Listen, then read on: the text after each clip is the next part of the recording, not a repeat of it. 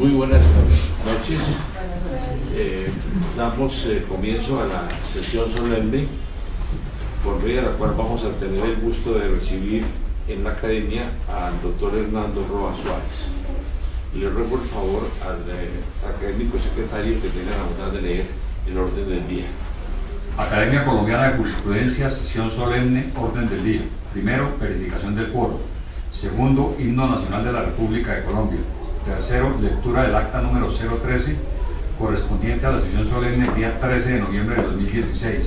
Cuarto, disertación del doctor Hernando Roa Suárez sobre el tema Darío Echandía Olaya, colombiano ejemplar.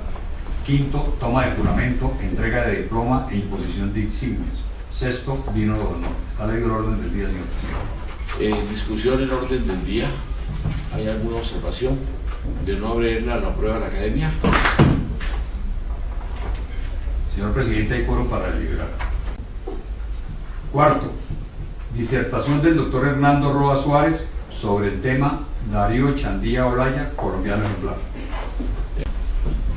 Muy buenas noches para cada uno de ustedes. Señor presidente, apreciados académicos de la mesa, queridos académicos, muy apreciados asistentes.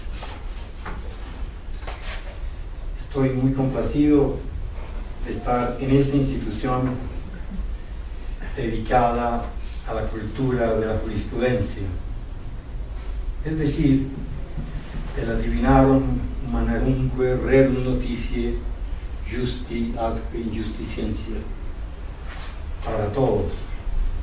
La jurisprudencia es la ciencia de las cosas divinas y humanas, la ciencia del justo y del injusto. Cuán útil que en pleno siglo XXI nos detengamos a reflexionar en la vida y obra de uno de los más ilustres colombianos del siglo XX, el expresidente Darío Echandía Olaya, que honró esta academia y dignificó a Colombia. Una breve reflexión histórico-académica. Cuando en 1993 me di a la tarea de preparar la cátedra de Colombia sobre Rafael Uribe Uribe y a celebrar 35 años de fundación de la ESAP, me fui encontrando paulatinamente con la vida y obra de un colombiano excepcional que inexplicablemente por decenios hemos ignorado gran parte de los demócratas colombianos. Al terminar, sostuve: quisiera acertar, según mi inacabada comprensión de la vida de Uribe Uribe, percibo que a partir de su iniciación en las contiendas civiles y a su contacto con las labores periodísticas, va labrando su existencia y compromiso político con el liberalismo y el país en forma ascendente y cada vez más radical, profunda y medida, hasta el fin trágico de su existencia fecunda. Pues bien, ahora, al adentrarme en el estudio de la vida y autenticidad de Darío Echandía, he sentido la inmensa satisfacción de encontrarme con un colombiano que a lo largo de su maravillosa existencia nos ha legado su testimonio, que bien sirve de ejemplo para los actuales jóvenes universitarios tan necesitados de esta clase de líderes políticos y estadistas. Tuve el gusto de conocerlo siendo un niño, en el decenio de los 50, por mi cercanía a sus sobrinos Lucy, Vicente Fernando y Gustavo. En el decenio de los 70, presencié su disfrute al calor de la música maravillosa de José Morales en uno de los aniversarios de la flota mercante gran colombiana. El maestro Echandía era un ciudadano poseedor de una profunda cultura y de un trato amable y cordial. Es el momento de expresar mis reconocimientos por los comentarios y el aporte de bibliografía pertinente suministrada por Benjamín Ardila, Augusto Trujillo y Jaime Aponte. Estoy muy reconocido con la colaboración de la Biblioteca Luis Ángel Arango y la de Jurisprudencia de la Universidad del Rosario. Y por supuesto también mil gracias a Rosa Margarita y a nuestros hijos Hernando José, Margarita y Santiago por su solidaridad. ¿Por qué es importante este tema? Ante la múltiple crisis provocada por el debilitamiento del Estado, especialmente en el intervalo 1970-2017, salvo excepciones, la decadencia de los partidos políticos que han desvirtuado sus fines y se han convertido en empresas electorales cristalizadas en la problemática de los avales de 2015, la configuración inequitativa de la estructura del poder, olvidando institucionalizar y desarrollar la democracia participativa, la toma frecuente de decisiones improvisadas dentro del régimen presidencial, la falta de un número cualificado de liderazgos políticos democráticos y estadistas, las deficiencias provocadas por la existencia de las violencias abiertas, estructurales y culturales, la presencia de conductas desviadas que configura una anomia particular y dramática para nuestro país, así como la falta de cohesión social, la atonía respectiva, la expansión de la corrupción político-administrativa en distintos estamentos sociales y en parte significativa de los miembros de nuestro Congreso, la práctica de irregulares comportamientos por parte de algunos miembros de nuestras Cortes, las inconsistencias existentes en el sistema de justicia colombiano y la gran incertidumbre que existe para los demócratas debido a la elección del señor Trump, a pesar de su discurso de anoche. El conocimiento de la vida y obra y personalidad del maestro Echandía es de gran utilidad, especialmente para las juventudes universitarias tan necesitadas de conocer ejemplos de líderes políticos, estadistas y juristas éticos que les indiquen caminos apropiados para replantear la vida política de nuestra democracia. Séame permitido ahora presentarles algunas conceptualizaciones. Sabemos que ellas deben ser unas adecuadas mediaciones entre la concreción y la abstracción que nos faciliten comprender el objeto de estudio. Las que se presentarán a continuación están íntimamente ligadas a la comprensión de los procesos históricos dentro de los cuales desarrolló su polifacética personalidad Darío Echandía. Hoy precisaré solo 7 de las 17 que he elaborado para el libro preparado en honor del maestro. Ciencia política. ¿Qué entiendo por ciencia política? ¿Será la ciencia política la ciencia que tiene por objeto el estudio sistemático del Estado o del poder? Así se entendió por decenios y así se transmitió en la formación de nuestras escuelas de ciencia política y en primer lugar en la ESAP, específicamente a partir del decenio de los 60.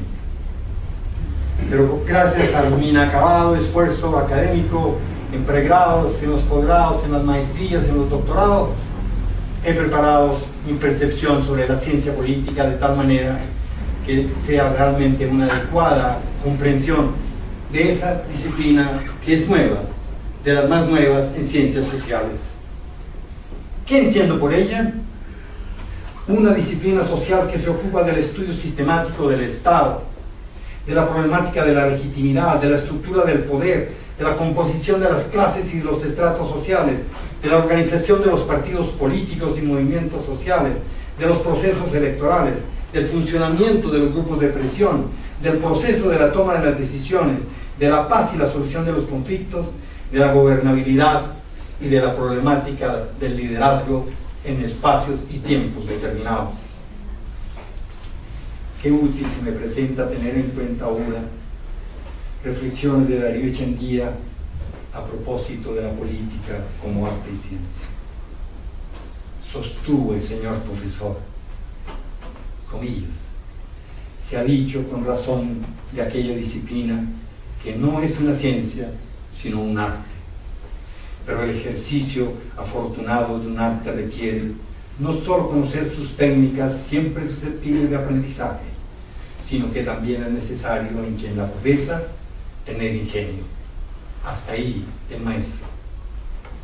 Estado es la más importante institución política de la vida contemporánea. Según mi percepción, es la institución jurídico-política que, integrada por los poderes ejecutivo, legislativo y judicial y electoral, es racionalizadora de los intereses generales. Es la institución de las instituciones, la organización de las organizaciones.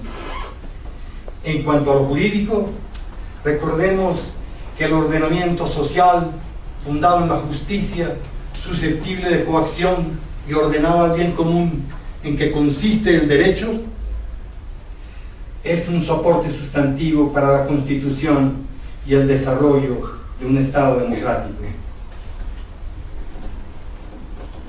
Recordemos el pensamiento de Darío Echandía,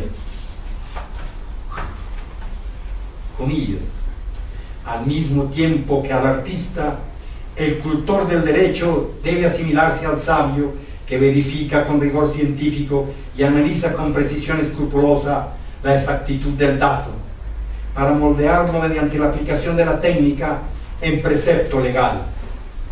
Atención, qué contraste con la realidad. Pero este arte y esta ciencia no tienen sentido, sino en cuanto que crean una regla justa. Y su incisiva intervención en esta benemérita académica a propósito de los fines del derecho.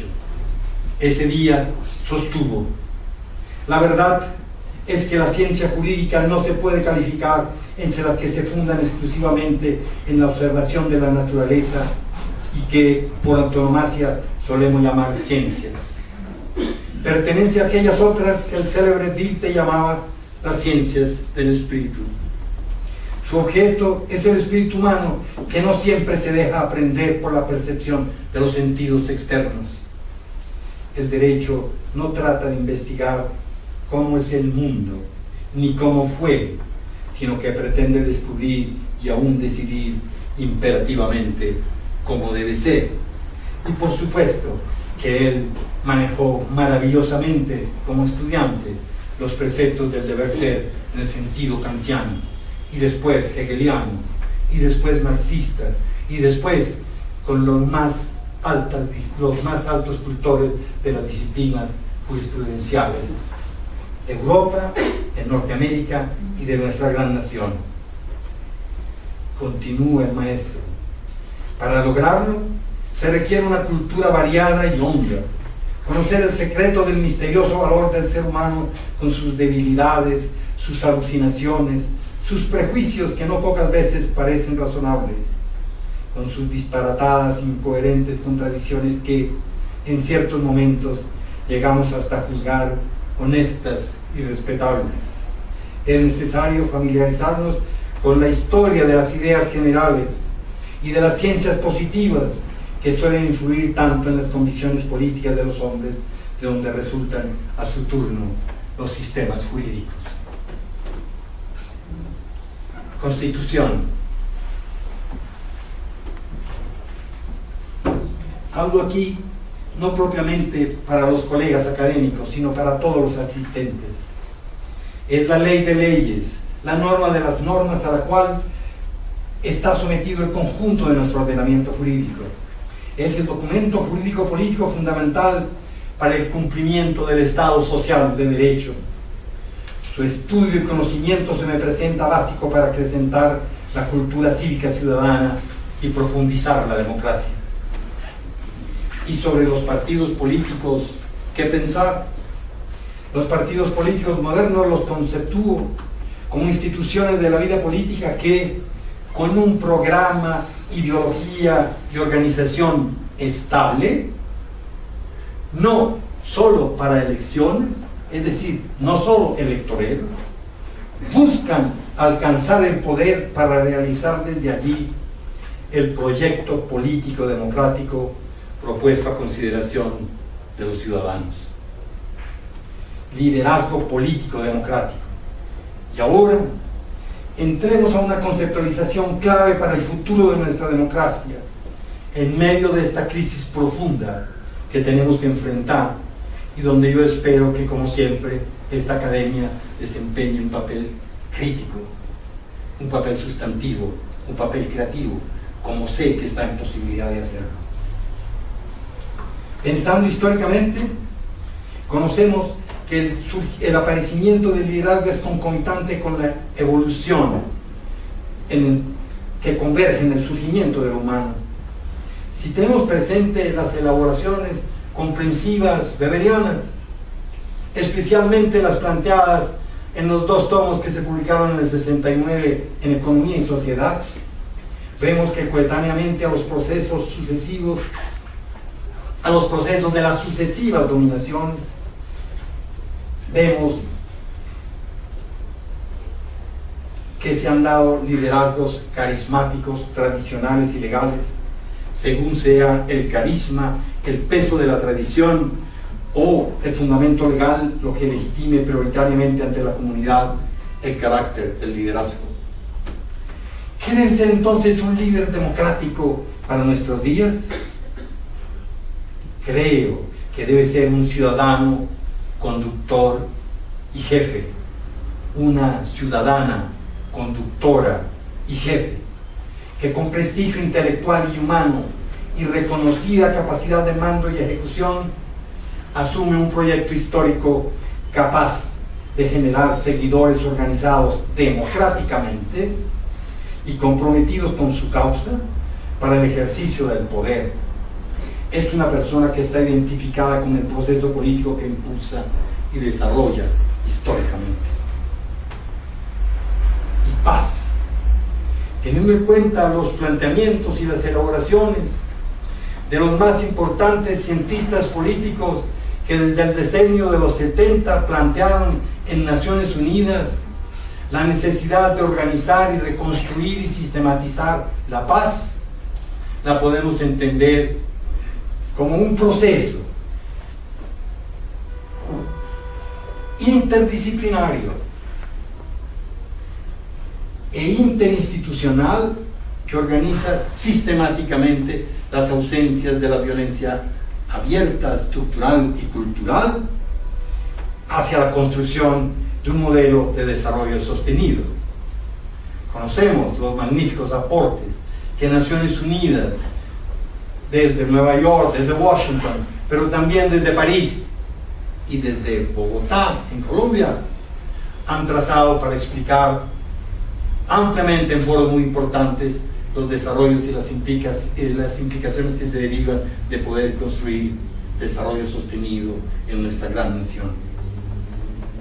Y ahora entremos a la última noción clave de esta investigación, la noción teórico-práctica de maestro. Como occidentales, como iberoamericanos, como colombianos, como seres humanos, al pensar en el maestro, tenemos un punto de vista problematizador. La Grecia de hace 2500 años, pensamos en Sócrates y en su discípulo Platón. Reflexionando en nuestros días, creo que el maestro debe ser un mediador que dinamiza la conciencia creativa del educando, invitándolo al ejercicio profundo y responsable de la libertad. Algunos ejemplos occidentales de maestros pueden ser Sócrates, Wolfgang von Goethe, Jean Piaget, Emmanuel Mounier, Edgar Morin, Darío Chandía, Agustín Nieto, Orlando Falsborda, Paulo Freire, José Félix Patiño, Guillermo Páramo, Carlos Federici, Guillermo Hoyos, Julio Carrizosa Umaña, Alfredo Sarmiento Gómez, Alfonso Borrero, Gerardo Molina, Ricardo Inestrosa, Fernando Inestrosa, Francisco de Rú, Leopoldo Primi y Pacho Leal, entre otros. Ser reconocidos como maestros se me presenta el resultado de un bello proceso en que hemos aprendido con nuestros educandos a realizarnos como seres humanos integrales. Para ser reconocidos como tales, tenemos que alcanzar el mérito de haber aprendido el arte de enseñar, habiendo ejercido la vocación con estudio, cuidado, constancia y conciencia crítica. Sí, Darío Echandía tiene razón.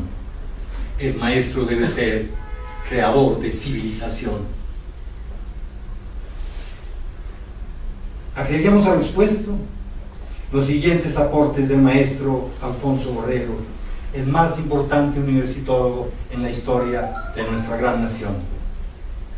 Comillas: la obra del maestro persiste más allá de los linderos del tiempo y del espacio.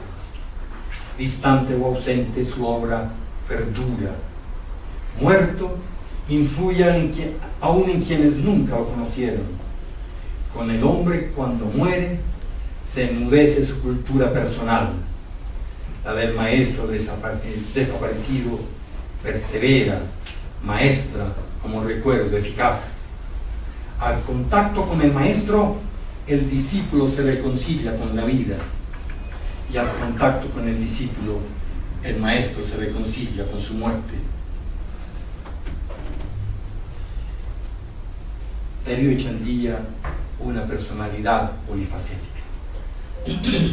Buscando condensar comprensivamente en el sentido weberiano rasgos sustantivos de su personalidad y tomando distancia frente a la investigación realizada, me permito sintetizarlos así. Darío Echandía Olaya fue político, que ejerció los más altos cargos públicos con responsabilidad y eficiencia, sirviendo a la causa de la paz y de la justicia social desde sus convicciones de militante liberal socialdemócrata que buscó la concordia con el Partido Conservador.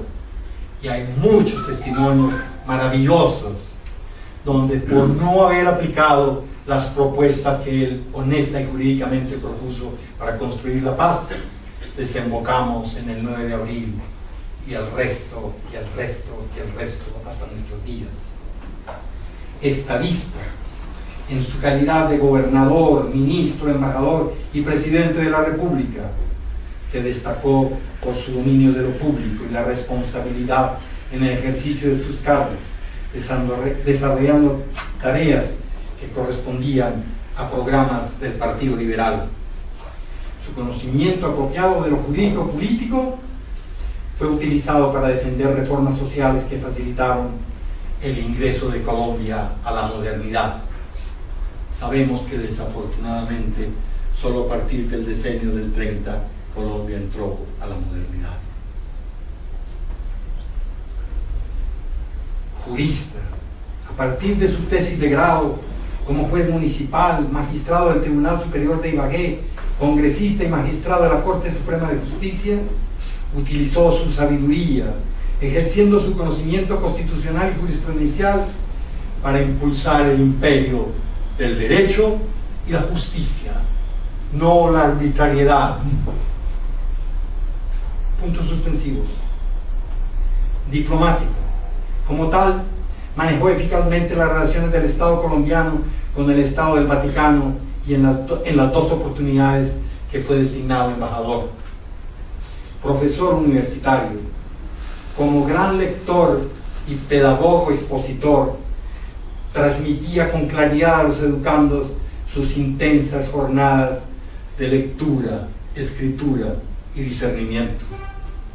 Ciudadano ético, esa cualidad tan necesitada en nuestros días y hace ya varios decenios en Colombia, acompañó transversalmente el ejercicio total de su maravillosa vocación.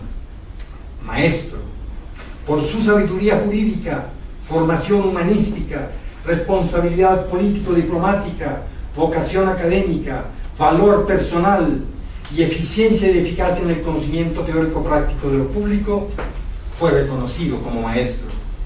Al efecto, se me presenta conveniente recordar la semblanza plasmada por el señor presidente Cesario Rocha con motivo del centenario de Echandía. Comillas: Echandía vivió como pensó y pensó como vivió, austeramente, sin dejar que las tentaciones del mundo material lo gobernaran. Nunca tuvo lujos ni en su casa paterna, ni en su infancia, juventud o madurez.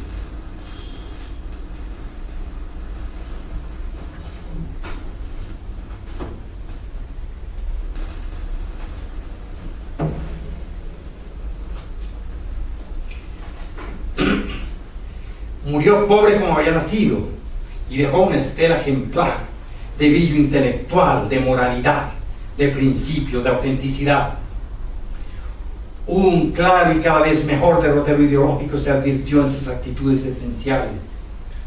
Por ello, un día afirmó en el recinto del Congreso: la vida ha sido demasiado generosa para mí, tan generosa que me ha permitido llevar con desenfado sin pesadumbre el lujo exquisito de ser pobre. Sí, no fue al azar que un estadista de la talla del presidente Carlos Tierra Restrepo sostuvo, comillas, hermosa vida que no tiene par en nuestra historia. Sobre su pensamiento, detengámonos a grandes zancadas a recordar dimensiones de su rico pensamiento.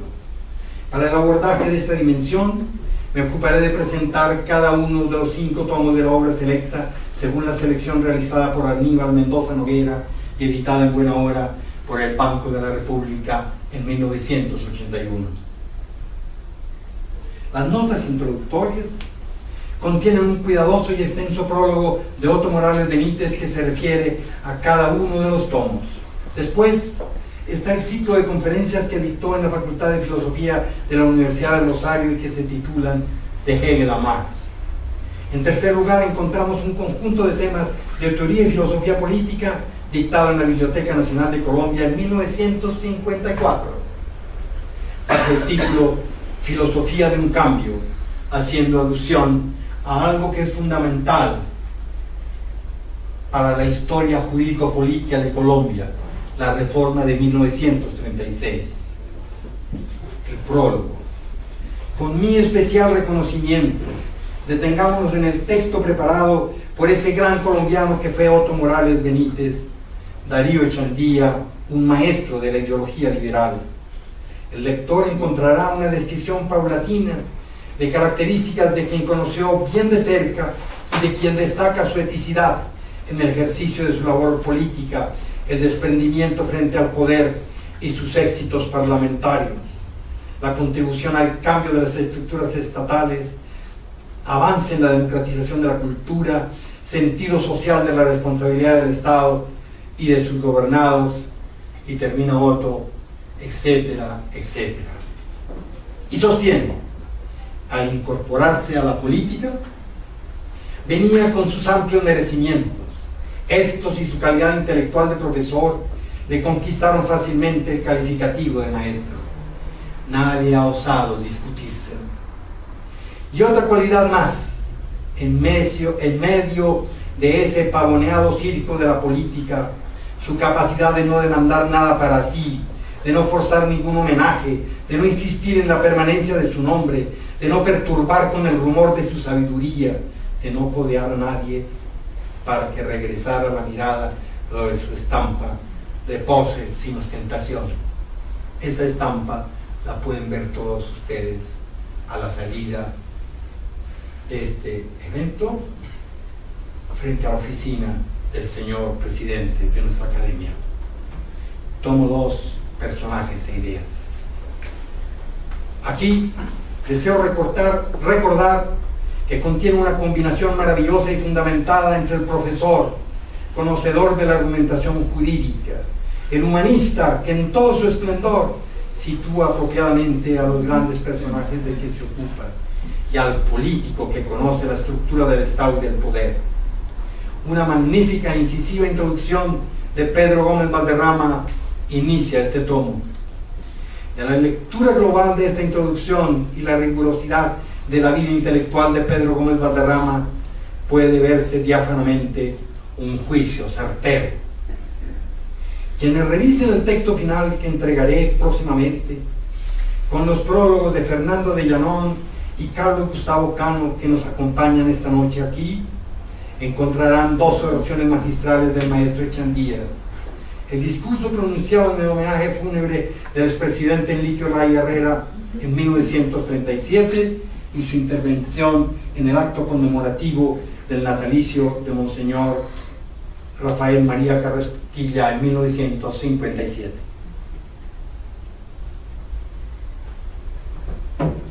Invito a los asistentes a contrastar el lenguaje, el nivel de análisis y los ideales de Darío Echandía con los utilizados, por ejemplo, a raíz del plebiscito de 2016, por ciertos invertebrados intelectuales que solo beneficios personales y familiares han obtenido con su ejercicio politiquero y mediocre de la más bella de las vocaciones, la política.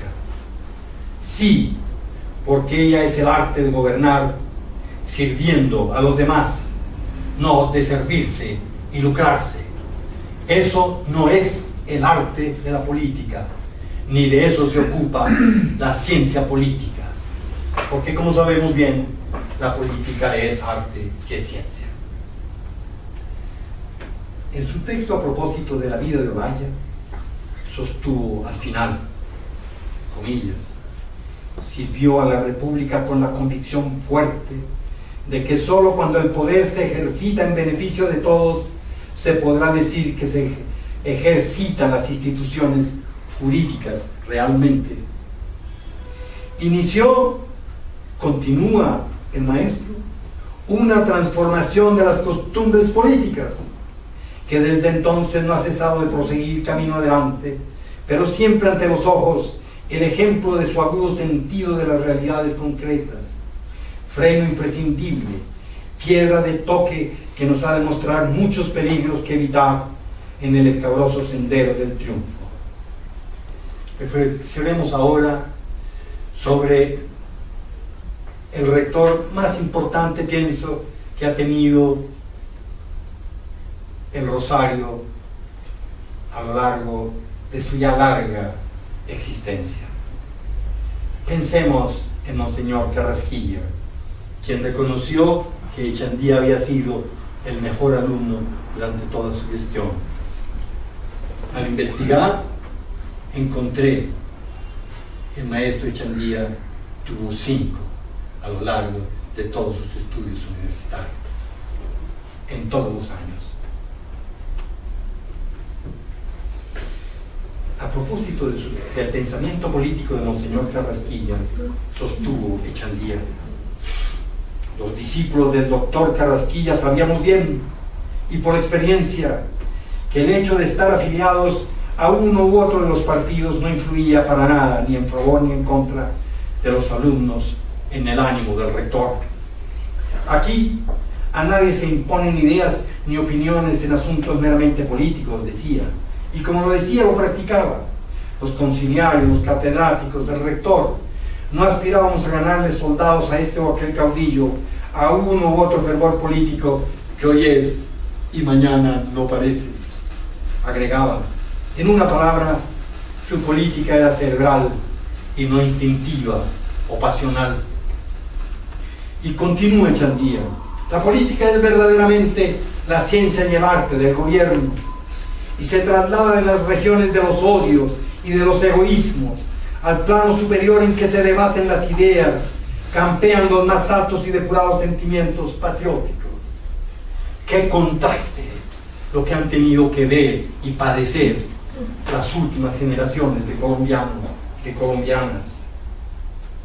Y culmina su intervención sosteniendo: hoy más que nunca sus discípulos, cualesquiera que sean las discrepancias y contradicciones que la vida haya suscitado entre nosotros, sentimos que nos liga un vínculo infrangible, que su desdén por los intereses transitorios y efímeros y su devoción por aquellas puras, inmóviles y bienaventuradas ideas con que soñó Platón deberán inspirarnos perpetuamente en la lucha sin fin por el advenimiento de la justicia y la defensa de la libertad. Lo dijo y lo practicó hasta el fin. Y en este tomo encontramos también su discurso sobre otro colombiano excepcional, sobre el cual la juventud universitaria tiene una ignorancia crasa, gravemente crasa. Manuel Murillo Toro, el político del Olimpo radical. En revista reciente, la 362 de esta benemérita academia, plena de merecimientos históricos, nuestro actual presidente de la academia, sostuvo, comillas, hubo un día, dice Felipe Pérez, en que se llamó a Santander el hombre de las leyes, vendrá también otro en que se llame Murillo el hombre de las instituciones. Si Nariño denunció a Colombia los derechos del hombre, Murillo los hizo incrustar en nuestra legislación. Pues bien, Murillo Toro es uno de los grandes demócratas admirados por Darío Echandía y de quien aprendió varias de sus virtudes y prácticas políticas. ¿Cómo no hacer notar que esta intervención es el consagrado reconocimiento a la vida política de un grande de Colombia? Leamos a Echandía. No ha habido quizás en momento alguno de nuestra historia, si ponemos aparte el de la guerra emancipadora, un despliegue más brillante de inteligencias superiores al servicio de la rectoría política de este país. Talentos especulativos como Manuel Ancísar y Ezequiel Rojas, áureos escritores como Los Pérez, Teodoro Valenzuela, Tomás Cuenca, juristas profundos y sutiles como Sartúa, parlamentarios consumados como Becerra, tribunos excelsos como Rojas Garrido, nobles y recogidos pensadores como Felipe Zapata y Camacho Roldán. Tales fueron algunas de las figuras estelares que brillaron en aquel Olimpo inolvidable. Entre ellas, y por unánime consenso, fue Murillo Toro el político por excelencia y autonomacia, y como dijo Núñez, el que demostró más poderosa inspiración política. Complementemos ese testimonio de Echandía con las reflexiones del señor presidente de nuestra academia, publicado apenas en agosto del año pasado. Comillas, enaltecemos su memoria, le rendimos culto a su pensamiento, a su ideario, vale decir, a la huella profunda que dejó en la historia, postulados que estimamos deberían cobrar vigencia en estos primeros años del siglo XXI, que deberían rescatarse del olvido para que las actuales y futuras generaciones se detengan en el análisis de su trayectoria vital como un ejemplo a seguir, o al menos como material de escrutinio cultural imprescindible.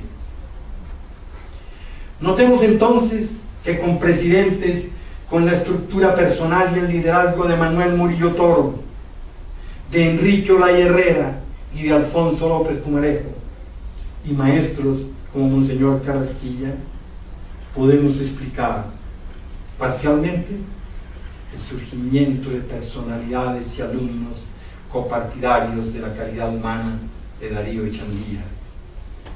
Cuánto aprender de esos liderazgos hoy, en pleno siglo XXI. Continuemos la presentación vertiginosa del tomo tercero. Este tomo contiene un artículo inicial de Fabio Lozano Simonelli sobre algo que he visto durante muchos decenios utilizar con una ignorancia digna de mejor suerte. El título de Fabio a ese artículo inicial del tomo es ¿El poder para qué? Y continúa con exposiciones sobre aspectos de su ideología política contenidos en intervenciones realizadas en distintos escenarios entre 1934 y 1978. solo me ocuparé de dos en forma condensada. ¿El poder para qué? Requerémonos brevemente con esta introducción, sostiene Fabio Lozano. Digamos de entrada que aparte de lo que la pregunta significó en su momento, cuando el poder no estaba como fruta madura a la mano del sector desarmado de colombianos al que encabezaba Echandía, eso del poder para qué es el acto más consecuente y sabio de lealtad a unas ideas y sobre todo a un pueblo. Es punto de referencia indispensable para tomar nota de la lógica interna del pensamiento echandiano y un ambiente donde siempre resplandece la coherencia intelectual y moral. ¿Para qué el poder cuando las masas no ejecutaban una revolución, sino se habían lanzado rabiosas y borrachas de bruces a la anarquía? La vivencia del Bogotazo fue por lo negativa clave para la formación revolucionaria de Fidel Castro, según declaraciones suyas en la revista Bohemia. Castro se dio cuenta en ese día y los siguientes de cómo no se hace una revolución, lo cual coincide con lo que comprendió Echandía, y en él encierra además un valor ético. Porque para Echandía no hay tal de que el poder es para poder, no hay tal de que el poder es para poder, como sostenían cínicos y graciosos que tampoco saben mucho del espíritu del príncipe. El poder es un instrumento de servicio racional al pueblo. Usarlo de otro modo se llama piratería e ineptitud. Tal es el cuesco de su enseñanza, sostuvo Fabio Lozano. Al referirse a la función social de la propiedad, sostuvo Lozano: ¿el poder para qué? Para ser usado como instrumento racional de transformación social. Que los ricos tributen, que la tierra se reparte y se cultive, que en el país se forme una base industrial, que la educación y la salud se extiendan. Y más adelante agrega: es por eso por lo que Echandía ha luchado en Colombia, porque nuestra democracia no sea la democracia falaz y falseada de jeques y latifundistas de que habla Strache, en el que se mueve a los electores como mesnadas. Contra ella insurgió el laborismo, y muchos se parecen a la caricaturesca democracia colombiana, aún recientemente, si pensamos en el último proceso electoral, aún esa democracia a los gamonales, espadones y epulones. El desconcertante y demoledor humorista Echandía la ha comparado con un orangután con saco lega. En las páginas de esta antología, dice Fabio, se advierte que el pensador de Chaparral no es inferior al de Eaton y el de Oxford.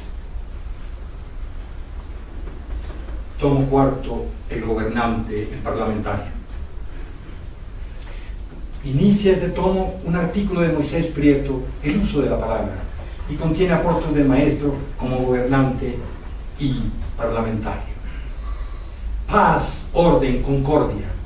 Veamos extractos de su memorable discurso para posesionarse como presidente de la República en su condición de primer designado.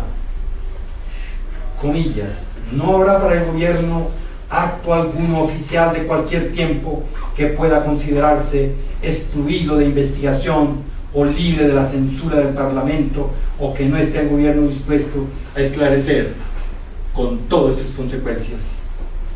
Os ofrezco, señores miembros del Congreso, toda colaboración, porque es mi deber y porque es apenas la retribución del ánimo generoso con que habéis querido recibir mi elevación a este cargo. Ofrezco a todos los partidos, a todos los grupos, a todas las tendencias políticas, imparcialidad, igualdad de trato, ecuanimidad y justicia. Ofrezco a todos los ciudadanos el más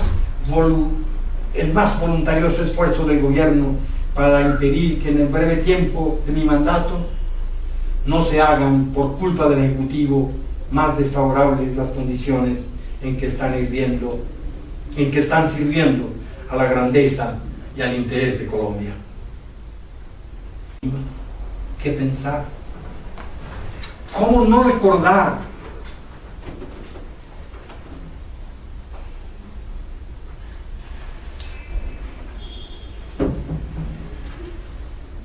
que quien había desempeñado exitosamente los más altos cargos públicos aceptó en agosto del 58 ser gobernador del Tolima para contribuir eficazmente a aclimatar la paz en su terruño azotado por las violencias?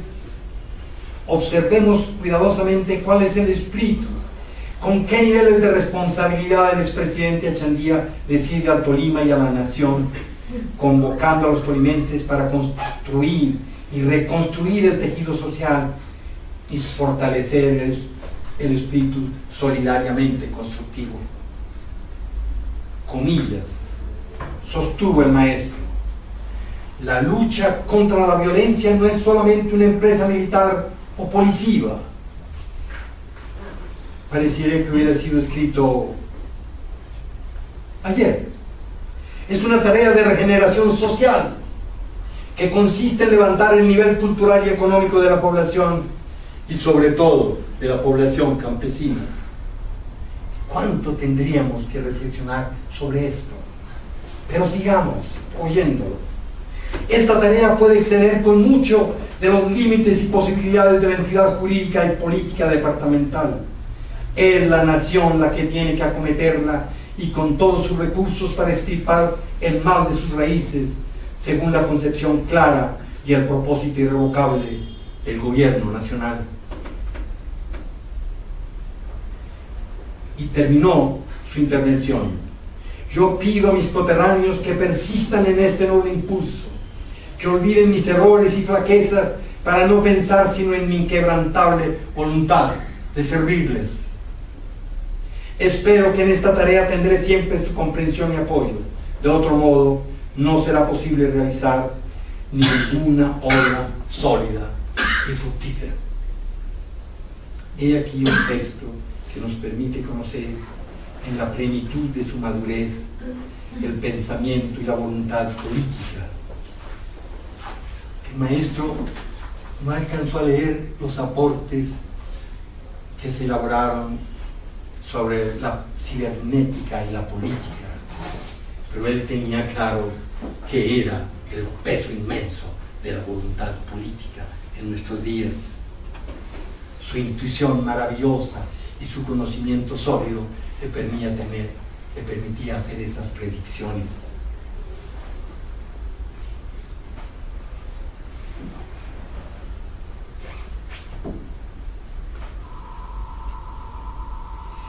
Repito, y aquí un texto que nos permite conocer en la plenitud de su madurez el pensamiento y la voluntad política de un expresidente de la República con consagrada vocación al servicio de los intereses de nuestra democracia y de la construcción de la paz, no de intereses particulares o familiares.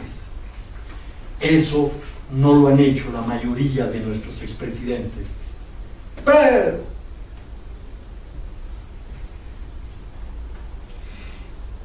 la búsqueda de la construcción de la paz era algo fundamental para Echandía en un departamento que había sido especialmente azotado por la violencia bipartidista. Tomo quinto, el jurista y magistrado.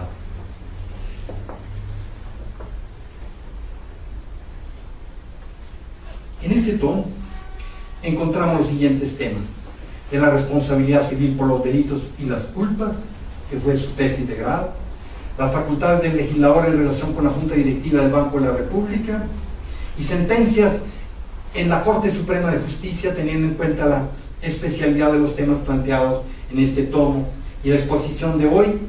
Invito a los lectores a ocuparse directamente de los mismos. En relación con la introducción de este tomo, fue rigurosamente elaborada por el también maestro y rector Fernando Inestrosa Forero. En relación con los testimonios, a los apreciados asistentes simplemente les enuncio: me es grato anunciarles que el libro que se publicará, con los prólogos a los cuales ya hice mención, contiene analíticamente los testimonios de los señores expresidentes Carlos Lleras Restrepo, Alberto Lleras Camargo y de los colombianos de la respetabilidad y responsabilidad política e intelectual, de Fernando Inestrosa, Otto Morales, Pedro Gómez Valderrama, Luis Eduardo Nieto Caballero, Benjamín Ardila, Augusto Trujillo y Jaime Aponte. Y llegamos a los comentarios finales. Cuán grato ha sido recorrer el camino de la presente investigación y exposición. Les permito unos puntuales comentarios. 1. Ante la gravedad que significa para la Colombia contemporánea la magnitud del proceso de la corrupción administrativa y política, el fenómeno paramilitar que no ha terminado, las supérstites guerrillas y las bandas criminales y el peligro de la desinstitucionalización de nuestra democracia en mediano plazo, la vida y obra del maestro Echandía son un ejemplo para la juventud contemporánea tan necesitada de verdaderos maestros demócratas. 2. Deseo observar que no es al azar que en una de las paredes principales de la Universidad de Rosario se le consigne a Darío Echandía un preciso reconocimiento en los siguientes términos.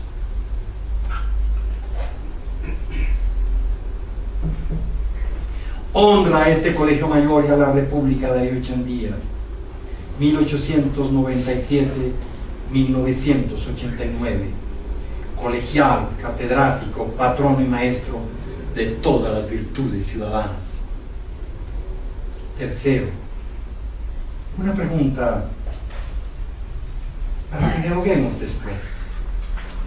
¿Qué relecturas creativas podríamos hacer hoy de la vida y pensamiento de Darío Echandía de cara al proceso electoral de 2018?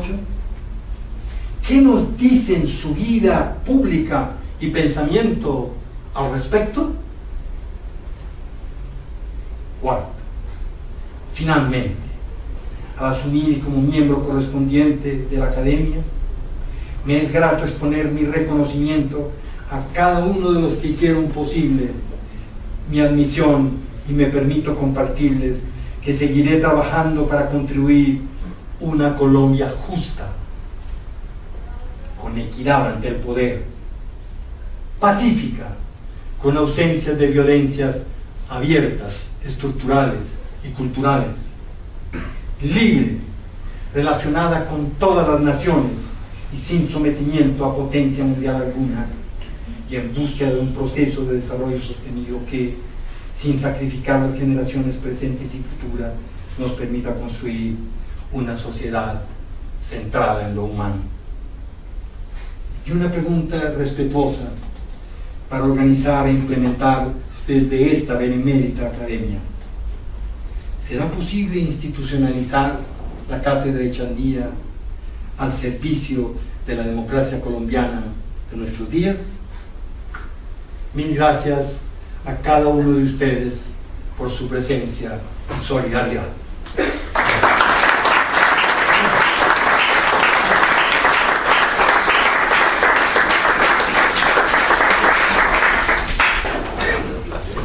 Gracias, presidente.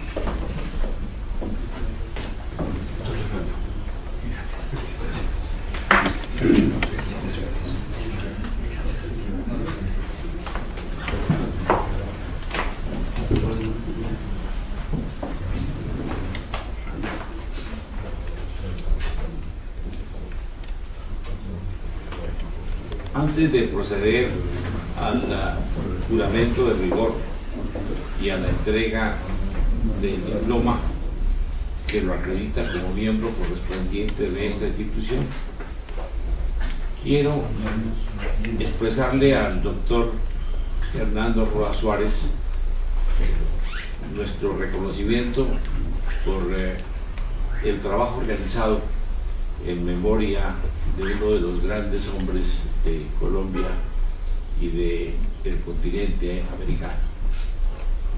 Ciertamente, como usted lo dice, el pensamiento del maestro Echandía está aún trazado sobre el horizonte de la patria. Y como usted lo anota, cuánta falta hace su pensamiento en estos momentos tan convulsionados de la vida nacional. Cuánta falta hace la conciencia de un hombre libre y de un hombre que reunió quizá todo el más grande contenido de lo humano dentro del punto de vista del humanismo, de la teoría del Estado, del derecho y de las mejores virtudes ciudadanas, como usted lo anota. Es evidente que el maestro Echandía fue uno de los grandes pensadores, uno de los autores de la teoría actual del Estado social del derecho, uno de los autores de la más importante reforma constitucional que se ha hecho, como fue la reforma de 1936, como que hizo parte quizá de uno de los más importantes gobiernos que ha tenido la República. Muy reconocido por habernos traído el recuerdo del maestro en esta noche, el doctor Hernando Roa. Y muy importante tenerlo usted presente acá también con su familia, porque usted, como abogado y socio economista de la Pontificia Universidad Javeriana, como profesional especialista en ciencia política y alta dirección del Estado, como magíster en desarrollo económico latinoamericano, profesor universitario desde 1964 a la fecha, profesor honorario de la ESAP y de la Universidad de Guanajuato, director del programa de ciencia política de la Universidad Jorge Tadeo Lozano, decano de la Facultad de Administración de la Universidad de La Salle, secretario privado de la Gobernación de Boyacá, decano de posgrados, director del Instituto de Estudios Internacionales Alberto Lleras, de la Escuela Superior de Administración Pública y director nacional de la misma, cofundador de la Escuela de Alto Gobierno de Colombia, periodista de opinión en los diarios El Tiempo, El Espectador y El Mundo, ensayista, conferencista internacional y asesor, además de muchos de los demás espacios que usted tiene a lo largo de su vida, de su rica vida como profesional del derecho y como hombre de Estado.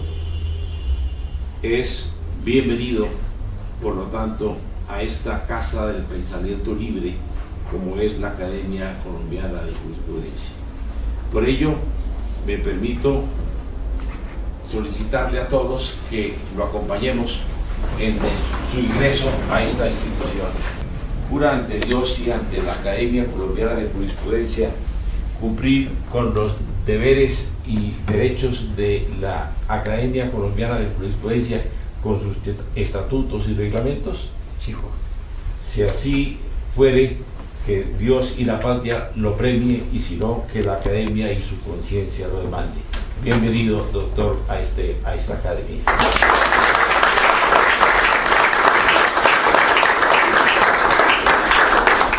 Por ello, me permito dejar constancia de este acto y darle lectura a este documento. Academia Colombiana de Jurisprudencia. El señor doctor Hernando Roa Suárez ha sido inscrito en esta corporación como miembro correspondiente en atención a los méritos y demás circunstancias que concurren en él, y para que conste, se le extiende el presente diploma en Bogotá a 1 de marzo del 2017, el presidente, el vicepresidente y el secretario. Tengan la bondad de recibir este. Y también a su hija Margarita, que tengan la bondad de colocarle la insignia también de la solapa. Y finalmente le pido al doctor Fernando Sarmiento, primer vicepresidente, que le haga entrega de los estatutos y las normas de esta institución. A esto le obliga su juramento. Bienvenido. Esta es su casa y su familia. Sexto, vino de honor. Está concluido el orden del día, señor presidente.